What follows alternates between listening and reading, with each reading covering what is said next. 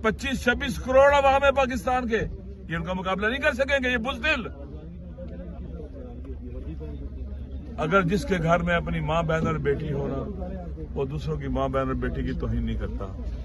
अफसोस के साथ कहना पड़ता है कि ये ना दीन को मानते हैं, ना कुरान को मानते हैं, ना सुन्नत को मानते हैं, ना इंसानियत को मानते हैं, ना इंसानी अखलाक और कदरों को मानते हैं, किसी चीज को भी नहीं मानते। ये गिरे हुए लोग हैं, हर चीज को गिरा रहे हैं। ये लिहाजा में इनका रास्ता रोकना होगा, इंशाल्लाह हम रोक के रहेंगे।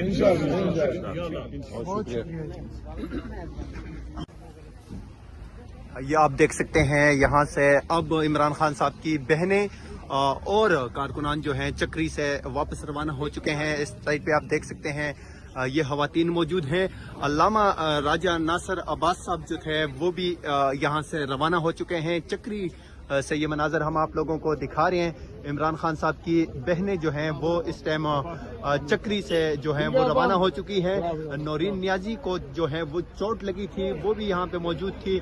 यहाँ पे आप देख सकते हैं समाविया ताहिर साहिबा मौजूद है। मैडम, आप वहाँ पे मौजूद थी, क्या हुआ था आप बताएंगे उस हवाले से जरा?